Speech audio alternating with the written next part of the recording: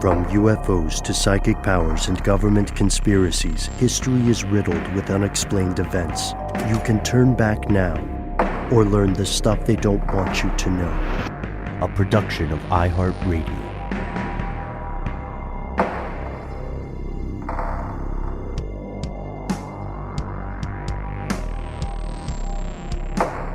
Hello, welcome back to the show. My name is Matt. My name is Noel. They call me Ben. We're joined, as always, with our super producer, Paul Mission Control Decant. Most importantly, you are here, and that makes this the stuff they don't want you to know. Special announcement at the top, folks. Every day gets us a little closer to Halloween 2021. You know, longtime listeners, that we are big fans of the most wonderful time of the year. And in the past, we've often done something a little special. The 3 or 4 or 5 of us have teamed up with our colleagues to make spooky, mostly fictional stories. We've had some real weird stuff. You can hear it on our podcast feed right now. We've done that for a number of years. But this year, we, along with some of our friends of the show, were in particular working on an entire season of spooky fiction. Matt and our pal Alex Williams got together a top-notch team of spooksters to create the second season of 13 Days of Halloween. We only hire the best spooksters. I love a good spookster. And you guys definitely know the best in the game. Yes. Whether we're talking about a ska band or our teams of writers and actors. I don't know if Spooksters is a ska band, but God, it sounds like one, doesn't it? Like the Spooksters, they cover... There's a 70s rock band called Spooky Tooth, which I always thought was a real cute name. Oh, that's cool. Ooh. I wrote a story about an evil dentist called the Judas Tooth, and I just really awesome. want to send it somewhere. Yeah. Is it safe, Ben? Is it safe? Is it safe? Well, that's a story for another day. But you're right. With spooksters, I think you got to add like a town, like the Sacramento spooksters, because then I don't know. It feels like it could be a team as well. I don't know. Brigade. Yeah, totally. Yeah. This. So we're on to something with this. I think we wanted to say that you never know when we'll make a new spooky story on stuff they don't want you to know, because Noel, Matt, and I put a lot of time and attention into those things. So we suggest that right now, while you're waiting, you check out 13 Days. It's worth your time. But still, the Halloween spirit compels us to move ever further into the realm of the strange, the occult, the supernatural. And today's question is a weird one. Is witchcraft on the rise? Oh, before we dive in, I don't know if I told you guys, but I first learned of this concept a number of years ago when someone else on our network was telling me, hey, spiritualism, or the idea of, non-traditional religious beliefs, is on the rise right now. And she predicted it, which is the interesting thing. So did she use a candle? She's definitely a person into candles. Let's put it that way. Cool. So maybe it was, one of those cursed candles with a black flame that gives no light and no heat. Or maybe it was just a Yankee candle company candle. Either way. I'm not sure. I like the ones that smell like cinnamon. I like them. They're just crazy expensive. You know what I mean? How did candles become like $20? Anyway. Dude, you got to get on the cedar smell and just fill your home with it. And they make them with those wick. I don't know what they call them. The wooden wicks. The wooden wicks. Mm-hmm. Oh, guys! I used to have one that smelled like leather. Oh, that's cool. I've always somewhat, because I'm always eternally hungry on several levels. I hate the ones that smell like food. I feel like they're betrayals. They're an act of betrayal. You wouldn't be into a quesadilla candle, Ben? I would very much be into it, but I have a problem. That's the issue.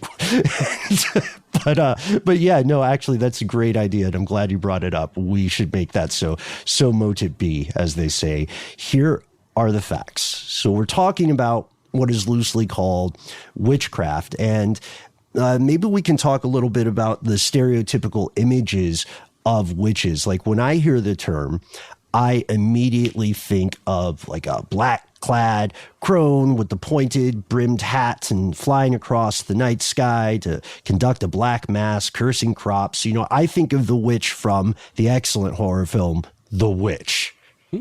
AKA the Witch. And only Yes. two V's, but it's hard to say it like that. Yeah, and in that version of a witch, if I'm not mistaken, flies with the broomy part of the broom facing forward. I believe you might be correct. In that trope, there are several different things that might be used to help one fly, like a mortar and pestle. It's not always a broom, and it's weird because when we're thinking of these stereotypes, which is what they are, we're also wrapped up in ideas of real life historical events, terrible things like the horrors of the Inquisition or the Salem witch trials. And they've inspired countless works of film, fiction, and of course, podcasts. But one thing that was really important to us when we started exploring this idea was to ask ourselves, what about all the misconceptions that get wrapped up in that, you know? So we have to start with the basics. Like what exactly do people mean when they say so-and-so is a witch? Well, like the very etymology of the word itself, the true history of what's now known as this thing called witchcraft is pretty unclear, and is largely up to interpretation in the modern day. It all depends on who you talk to. And nowadays, what could be seen as a very damaging stereotype of a practitioner of magic with a CK, or perhaps what might be referred to as the black arts, specifically by folks who maybe lean in a more religious direction. This whole construct really is a very Christian invention. But the etymology of the current word has its roots in Old English, specifically Low German, witke, for a magician who is a woman, a sorceress, also known as a sorceress, Wicca for the male version, also Low German, that would be referred to as Wiccan, aka to use witchcraft, or a vicar, which could be seen as maybe something more along the lines of a fortune teller or a soothsayer, someone who has the gift of sight. Anyone else hear the word vicar in there? Right, exactly. Clever. I always thought that was funny too. It is true that the exact etymology is unclear, but historians generally agree that if you trace it back, or you dive through whatever historical records exist, you'll see that there are several closely related words that describe practices like soothsaying or divination or sorcery, and they describe names or terms for those suspected of practicing it. And this is not all quote unquote like bad or evil stuff. You know, there's a left-hand path, there's a right-hand path. We're talking about a lot of traditional medicine, right? We're talking about a lot of healing techniques and a lot of things like how do we predict the passage of the crops and the seasons. And this, I love that we're pointing out that what is called witchcraft has been defined by people outside of these practices for a while. Like the concept and the fear of some magically powered antagonist with some interconnection to forces beyond those of mortal civilizations is way, way older than Christianity. So it's somewhat misleading to say that the idea of witchcraft is a Christian invention. They certainly ran with it and used it as a rationalization to do terrible, terrible things. But witches or soothsayers or, you know, practitioners of occult arts exist in the most ancient stories of humanity. They've been there from the jump, even before spies, for anybody who listened to that previous episode. Sure. I mean, dating as far back, literarily speaking, in terms of what we have in the written record, as Homer's The Odyssey, way back from 800 BCE, with the character of Circe, who would have been, you know, a very important figure in ancient Greek culture, referred to as an oracle. Someone who would often have to be consulted before a quest of some kind or some sort of very important life kind of journey, right? Yeah, just so. And even in like ancient Roman law, there is a ton of commentary about what they call illicit magic, meaning that some stuff was just sort of expected and normalized by society. Sanctioned even, right? Like by the government, yeah. Yeah, by the government of the time. And so, of course, spiritual practitioners, that's the word we're going to go with instead of witches. Spiritual practitioners across the planet had their own sets of beliefs, practices, and standings in society. Sometimes, they would be revered as holy figures with access to higher planes of knowledge. And then sometimes they'd be vilified. But wherever you find early human civilization, you'll find people that later organizations like the Inquisition would describe as witches, because they were doing something different, unorthodox, or unexpected. And we had earlier in the course of our diving into this episode, we had reached out to contact some friends of ours, some colleagues who do practice things that would generally be described in mainstream society as magic. Yes, several different classes of magic. One person we spoke with was, I believe, self-described as a chaos magician. I think that's correct. Mm-hmm. And then another person who perhaps would classify it more as spiritualism with a dabbling in witchcraft. It's very interesting to speak with people who do attempt to actually carry out rituals of some sort. We learned a ton, I think, Ben. Yeah, we did. And these were important things. We dove into a conversation about the history of various practices. We dove into the controversies or contradictions between some practices. And we asked some stuff that I think we'll also find turns up in later episodes if we do something on thought forms or tulpa or the idea of cursed objects, right? So yeah, I don't want to get into it too deeply at this point, maybe in the episode, but the concept of going inwardly, traveling inwardly, that's a weird way to say it, but to have an effect in the outward space, in the actual physical plane, was a really cool concept, and it matches up so much with a lot of spiritualist beliefs, like non-dogmatic religious belief that's going on right now.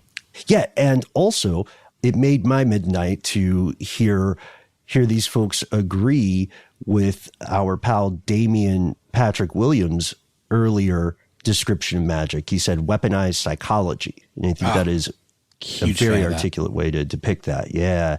And so the modern quote unquote witch or magic practitioner, we have to define what that is before we figure out whether or not witchcraft is on the rise. And there are conspiracy theories at play here. There are people and institutions who believe that there is an organized, systemic attempt to turn people away from Christianity or to use infernal powers for worldly gain. And that's an idea that happens in, the so-called satanic panic.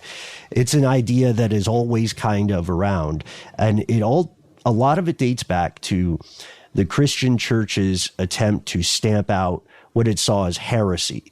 Anything it saw as spiritual competition, including, not just like the Cathars, not just someone who had a different take on monotheism, but anything that was from a pre-existing religion, native beliefs, ancestor worship, animism, all that stuff. Like, imagine we're a band of early Christian explorers. We don't have to get into how early, but we have ventured into this new land, deep in the primeval forest, right? Deep into... Love that word.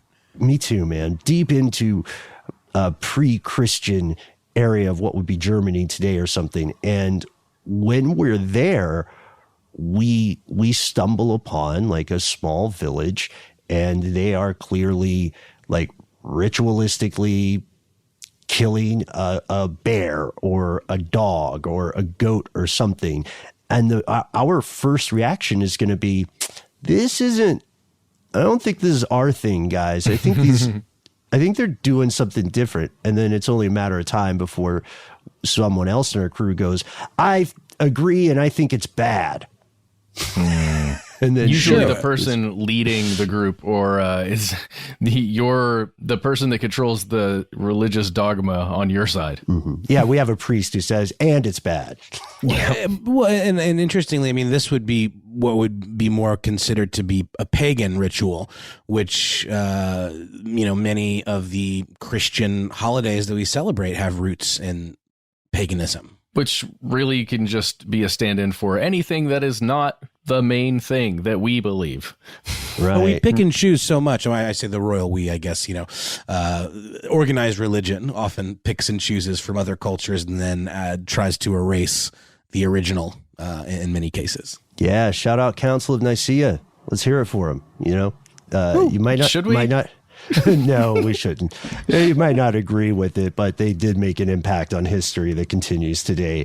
Anyhow, I think it's absolutely true. And we also, to the point about picking and choosing, we also see a lot of religious syncretism. It's what happens anytime two different cultures encounter one another.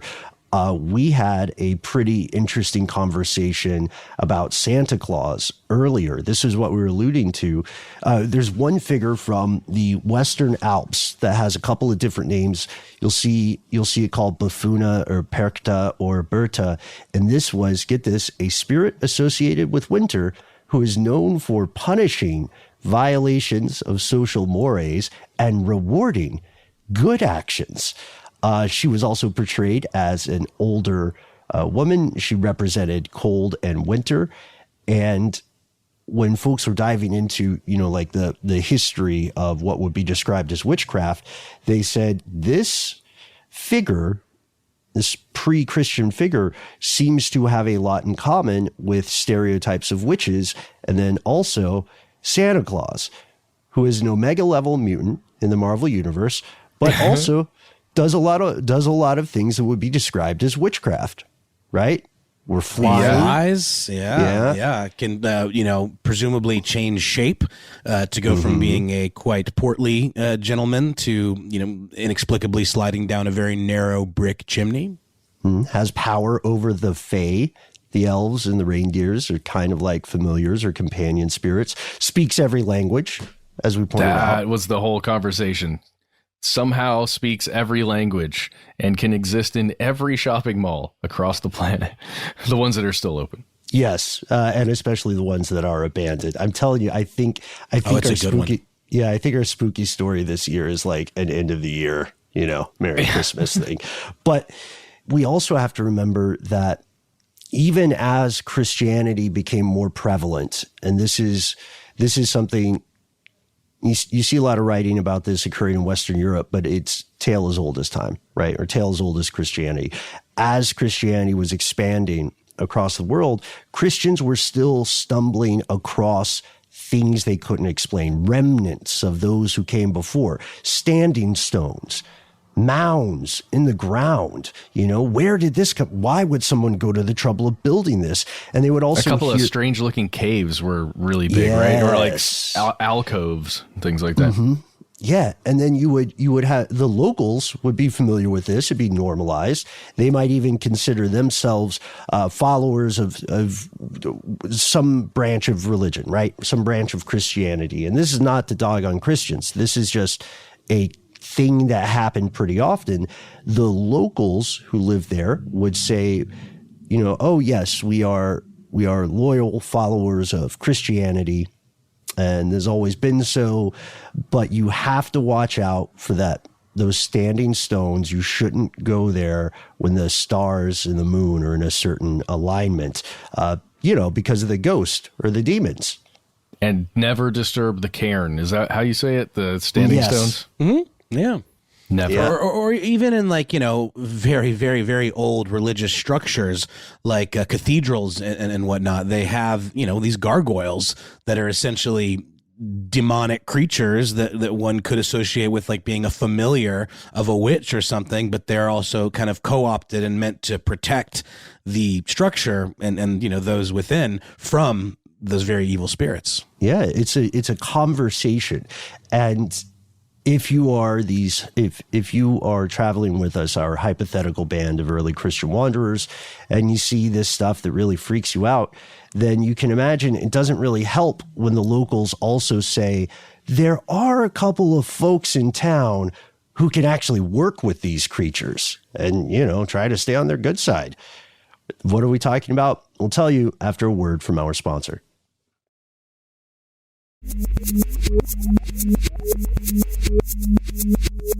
We are back, and we're going to jump in the images you may have swirling around your head when the words witch or witchcraft are uttered. What do you see? Why do you see it? What are the iconic images that are associated with that? Well, if we're jumping through time, we're now in the 1590s, which is the last leg of Queen Elizabeth I's reign. And in England at that time, the concept of a witch, the image in people's minds of a witch was pretty much crystallized. It's the hag image that we've already mentioned, perhaps a poor woman, maybe lame in some way with her physical characteristics, perhaps blind in one eye or a cloudy eye, something's wrong with it, perhaps gets very angry very easily and wants to enact revenge in some way. And the concept, you'll see it in old like story tales about a witch that something small happens to her, and no matter how slight that infraction is, she will like curse the ever-loving out of you. Whoa! It reminds me of the Rapunzel story, where I believe the infraction was stealing a cabbage from the witch's garden to feed a hungry pregnant woman, and it involved, I believe, in infant theft and blinding the husband with a cursed briar patch or something. Serious, scorched earth kind of retribution there. Well, in defense of some witches, while they might overreact, they are also, I think, in stories responding to persecution from the community, where their existence itself is taboo.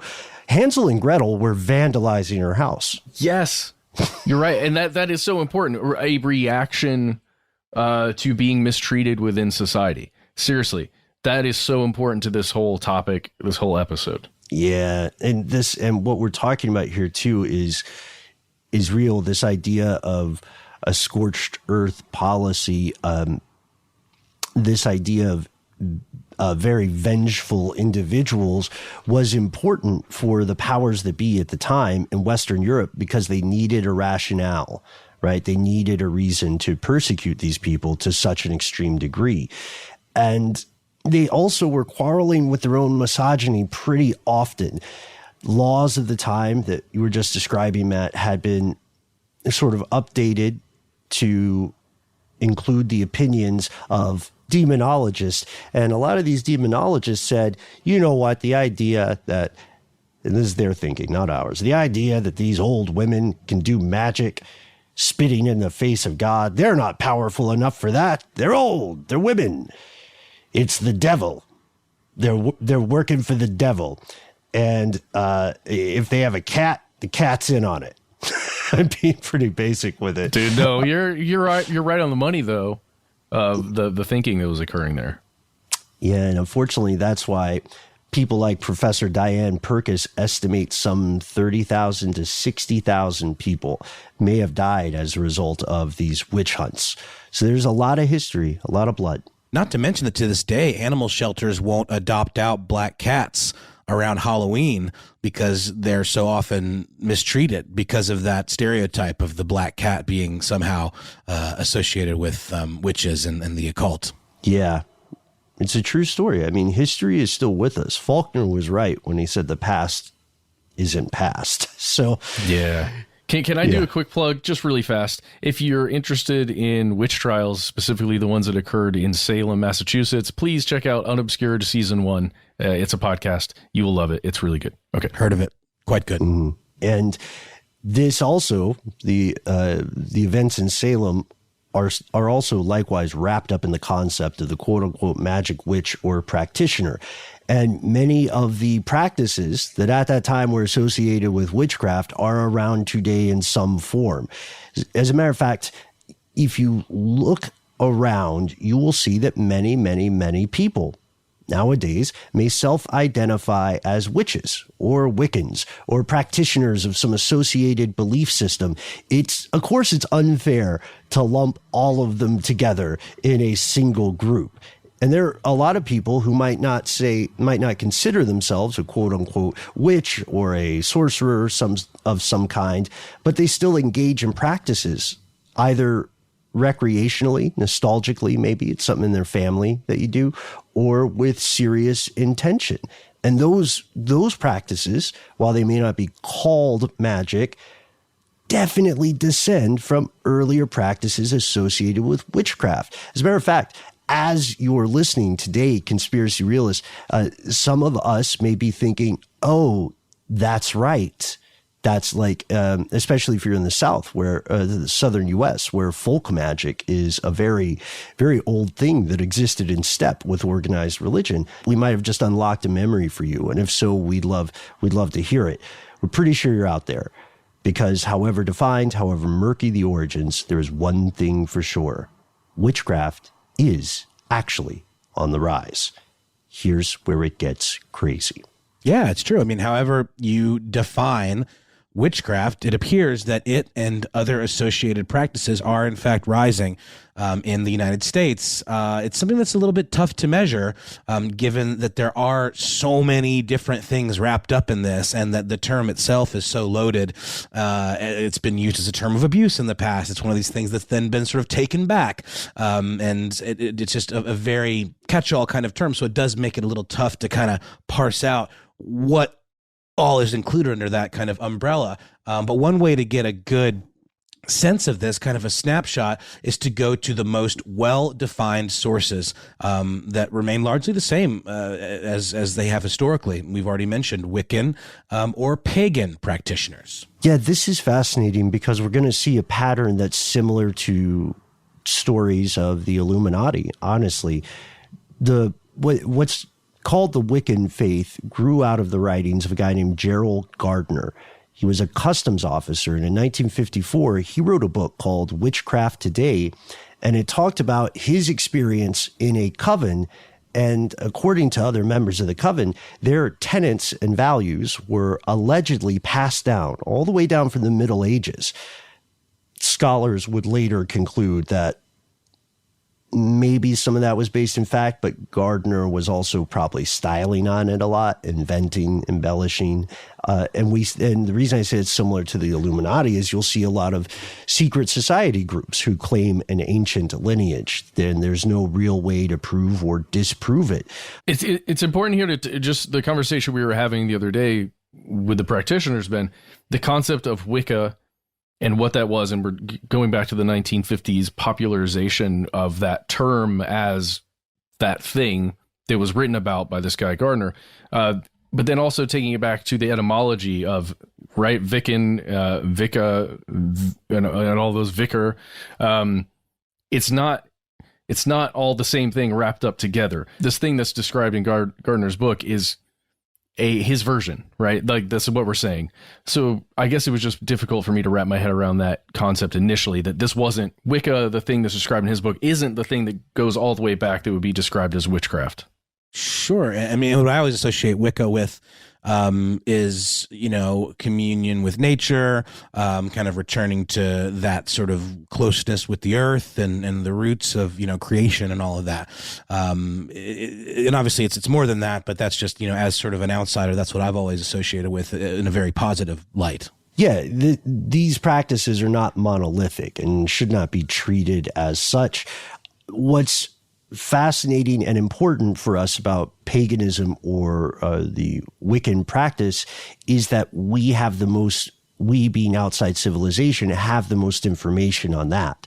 So when you hear claims that witchcraft, however defined, is on the rise, those claims are based on several things, like several noticeable trends, but the hard numbers that you're going to find are usually going to be from self-reporting polls of people who listed their religious identification or affiliation as paganism or Wiccan. In 2014, the Pew Research Center said that the U.S.'s adult population of pagans and Wiccans was about 730,000. That's on par with the number of people who are Unitarians. And then later, we saw this number go up to about 0.4% of Americans, which sounds very small until you realize that's around 1 to 1.5 million people identifying either as Wiccan or pagan. And again, this is just one among many groups, and not all witches, hashtag not all witches. But it's fair to say most people are doing these practices may not consider themselves specifically pagan or Wiccan. They could have any number of aims. They can specialize in certain spells, specialize in certain goals.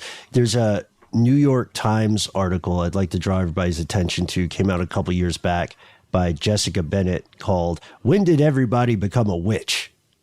It's a great question. And the subtitle is "Witch Parties, Witch Protests, and a Bevy of New Books. We have reached peak witch." Which witch is which? I know. No one knows. Yeah.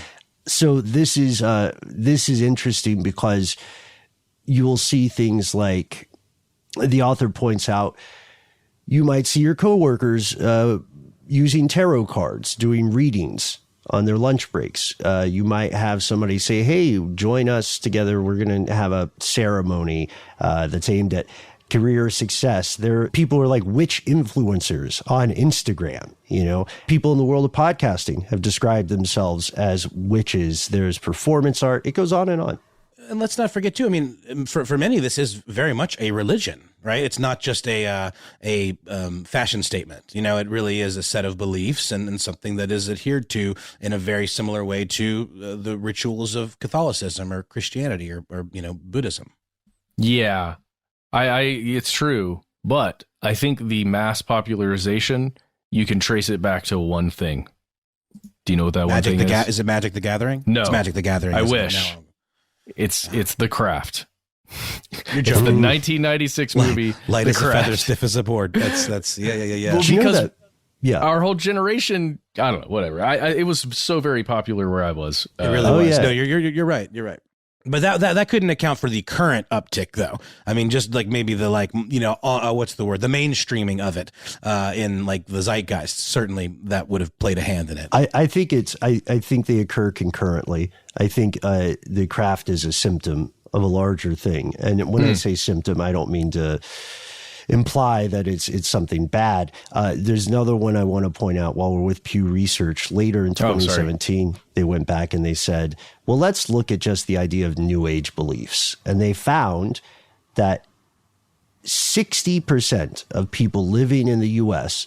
identify with at least one, if not more, of the following beliefs: psychics, psychic powers, astrology, the presence of spiritual energy inside inanimate objects, reincarnation, and also more than a quarter of people in the U.S. say they think of themselves as spiritual, but not religious. In an increasingly secular society, you can still have these beliefs that don't match religion. You might not consider yourself religious, but you can have your potion and drink it too, I guess, is the idea. Sort of a best of both worlds thing. And in many ways, sociologically, if you just look at the sociological trends and kind of the cause effect, and you put all the ideas of magical belief to one side, identifying in this way could also be seen as an act of protest, right?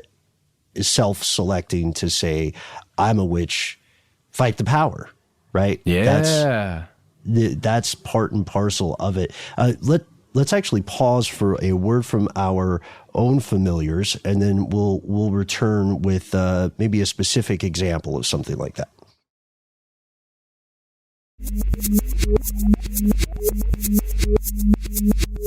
And we're back. And to Ben's point before the break, Cherwell.org has a fantastic example of describing how witches are uniting to fight for political goals, for political aims, specifically against Donald Trump, former President Donald Trump. Yes. From this article there in Cherwell, I guess I'll read just part of a quote here. It says, on the evening of Donald Trump's inauguration, a witchcraft community called, quote, Magic Resistance formed within the United States, and it has continued to meet throughout his presidency. So this was written prior to a new president coming into office. The group performed binding spells, and they gathered together tarot cards, feathers, and candles, amongst other items, alongside unflattering photographs of the president. This ritual is performed each waning crescent moon so that the president's malignant works may, quote, fail utterly. Okay. Yeah.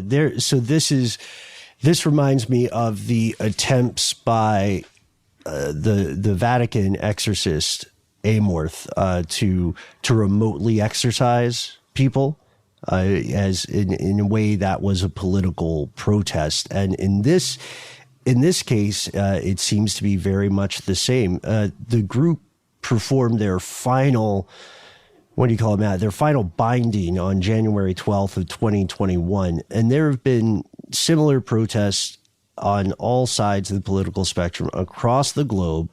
And sometimes they are more symbolic. Sometimes the people doing these things purposely think of it as performance art. Sure. It reminds me of in the 60s, a group in San Francisco, I believe, called the Yippies, led by Kenneth Anger, I want to say. He was like a kind of an experimental filmmaker and activist. They did a sort of a happening where they attempted to levitate the Pentagon, like 2 inches, again, purportedly using witchcraft, but it really was, like you said, Ben, more of an act of protest and kind of a goof, to get the squares riled up, Oh, what they don't tell you guys is that it worked. Yeah, 1 centimeter, proven. But, witchcraft, to that end, witchcraft can also kind of be seen as a fashion thing, like an aesthetic quality in and of itself for its own enjoyment in that way. That side of it has certainly seen a renaissance, leading to a lot more mainstream curiosity around it. Yeah, especially, if you live in a country where you're not going to get burned at the stake or executed for holding those beliefs or participating in those practices. I do want to point out, maybe this is an episode for the future. There are many areas of the world right now where people are persecuted or accused of witchcraft. We even a few years ago talked about the danger that's posed in some countries to children who have albinism, because their bodies are considered powerful magical relics or body parts. So this is real, even if it seems like inquisitions and witch hunts were hundreds of years ago. There's still violence associated with this kind of persecution. Well, and not to put it in the same basket at all, but I think I've been pretty vocal about my ex-wife, who I'm very close with, considers herself Wiccan and does these kind of rituals, and it's something that's very important to her.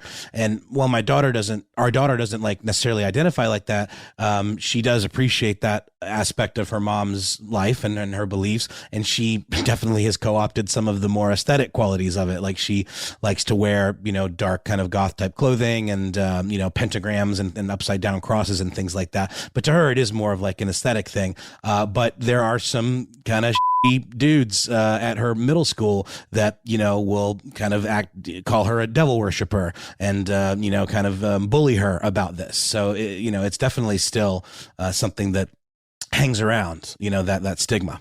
Yeah, this is interesting. So I looked at a couple of different ways to answer the question: is witchcraft on the rise? First problem is how to define it. It's been defined by its self-appointed enemies. It's a little bit complicated to get hard numbers because specifically the U.S. government is real gun shy about collecting detailed religious information, because this country has something that I very much support called the separation of church and state.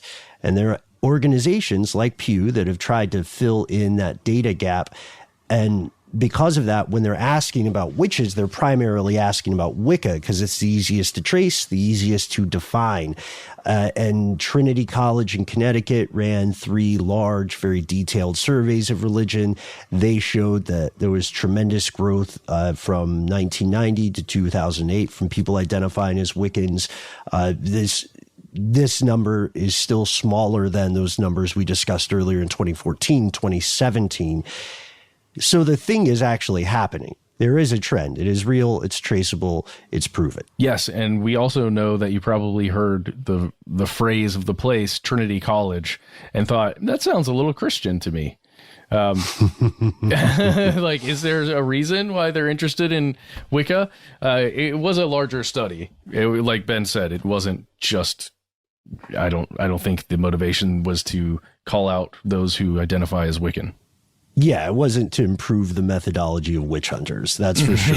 But the thing that we need to realize about this is that there is an active conspiracy theory, right? That there is a grand war between heaven and hell with humans as heroes and pawns, and so some of the fears about the growth or the mainstreaming of these practices go back to that idea. But there is an alternative answer. I don't want to bust this as a conspiracy theory. I just think it's really interesting to note that when we ask, why is witchcraft on the rise, we're talking about sociology. There's a great article from The Atlantic where Bianca Bosker argues that not only is this... It's weird because I had the same suspicion. Not only is witchcraft on the rise now, but it has waxed and waned and risen in popularity cyclically across culture and across time. And Bosker traces it to times of social uncertainty, plummeting of trust in establishment ideas. What's that old list? We used to have this old list that would whip out of things that have a higher rating than Congress. And I remember that. Like I think there were a couple of STDs that had a higher approval rating than Congress. So that's what you can get rid of some STDs. It's really hard to get rid of Congress. There we go. Yeah. But that's the idea. Like regardless of your own, I guess, personal ideologies or beliefs, many people are increasingly jaded with what they see as the establishment for one reason or another. And people have asked, well, not just in this current age, but in the past, people have asked, valid question, who do these institutions actually serve, right? And check out our lobbying episode, by the way. But it's fascinating. She notes this isn't the first time it's happened. No. But we'll read a quote here. This is, again, from the Atlantic article from Bianca Bosker. She says, quote, in the 19th century, as transcendentalism and the women's suffrage movement took hold, witches enjoyed the beginnings of a rebranding from wicked devil worshippers to intuitive wise women. Woodstock and second wave feminism were a boon for witches, whose popularity spiked again following the Anita Hill hearings in the 1990s and again after Donald Trump's election and alongside the hashtag the Me Too movement. And in our conversation with the practitioners, Ben, this is a major topic, just about why we see these trends and then taking those trends back to kind of the origins of some of these practices, when there's always been an established, not always, in many parts of the world, for most of the time, there has been an established patriarchy that defines essentially what a woman can and cannot do. And this was a way to have power and to fight back, even if it's perceived in the eyes of those people who are attempting to control you. Well, and you say intuitive wise women, to me that's full circle back to the oracle type figure, where they were like sanctioned by the state and respected and treated with reverence because they served a function in that society. So it does kind of interestingly feel like we've kind of gone full circle back to that way of looking at things. I mean, not like, across the board, but it does seem like the mainstream is starting to catch up to that. Mm-hmm. And it makes sense from a sociological perspective. Again, if the ordinary, mundane, normal avenues of power and enfranchisement are failing, there is some sort of logic in giving alternative approaches a shot. Is there not? I mean, no matter how unorthodox those alternative approaches might sound. The trends seem to indicate that modern witchcraft, this is another point Bosker makes, has drawn in more women or female identifying people than men, as well as many people of color and individuals who are queer or transgender, which of course is like a gender agnostic kind of description, right? It's like pilot. Anybody can be a pilot. And on the flip side, it's an inarguable reality that throughout history, a lot of those witch hunts, a lot of those crackdowns were really meant to be crackdowns on women. So in a way, just identifying oneself as a witch can, for some, be a form of activism. And don't even get us started with the conflicts of interest in the Inquisition. You know, some of those folks, they got a cut of the estate if the case went through. So, right. Yeah. Dude. So with all of this, what we've learned today, you can see why there may be a growing interest, a continually growing interest right now in witchcraft, whatever that is, and however it's defined by you when you're thinking about it in your mind. I want to talk a little bit about our conversation a little more, Ben, just in what people should do if they're interested in this stuff. One thing I personally did in preparation for this and just for my own self was to visit a local bookstore that offers, they will sell you books on the history and practice of many different types of magic and witchcraft and other things like that, spiritualist movement things. And I just talked to some people. I was talking to several people who worked there who were just really well informed and were able to kind of guide me to what books I needed to be checking out. Well, and I'm sure, a specialized shop like that would be obviously an incredible resource and a really cool way to really dive in. But if you don't have an occult bookstore in your neck of the woods, this stuff's at Barnes and Noble. I mean, you can definitely find interesting books about just about every aspect of Wicca and spiritualism and any kind of New Age religion that you might want. Yeah, and so with our takeaway that clearly there are problems with defining witchcraft, but clearly it's on the rise. And we've kind of figured out why, rather than some big, deep conspiracy theory that would require a lot of otherworldly organization to be successful. We do have two big takeaways, and this was a point the chaos practitioner made, which is read the history of something before you start before you start getting very experimental and exploring these things in practice. Make sure that you are well educated. You can find, like Matt and Nola said, resources online for free as well. And this stuff will only further empower you with knowledge should you decide to become an active practitioner. I would say for the second part, for the folks who are perhaps more on the skeptical end of the spectrum here, or for those of us who have our own strong religious or spiritual beliefs, just be respectful of these folks. They're not out here trying to curse your well or make your cattle ugly. Oh, no, wait, make their milk bad. That was one of them. Yep. Yeah, so it's just like anybody else's personal faith. We've always said on this show, those beliefs are your own. They're no one else's. It's not our job to tell you what to think, but if what we have found today is true, then we can expect this trend to continue in step with instances of social unrest. I can't wait to hear the stories that we're going to get from some of our conspiracy realists today, guys. I think we're going to see some commonalities, and I think we're going to learn some pretty cool stuff. Let us know what you think. You can find us on the usual internet places of note, such as Facebook and Twitter and YouTube, where we are at the handle Conspiracy Stuff, and we're at Conspiracy Stuff Show on Instagram. Yes, and you can also reach out to us with your voice. You can call the number 1-833-STDWYTK. Leave a voicemail. Please give yourself a cool nickname. You have 3 minutes. Say whatever you want. We just want to hear anything you have to say, please, please, please. But if 3 minutes is not enough time for you to get all of your information down, we ask instead that you send us a good old-fashioned email. We are conspiracy@iHeartRadio.com.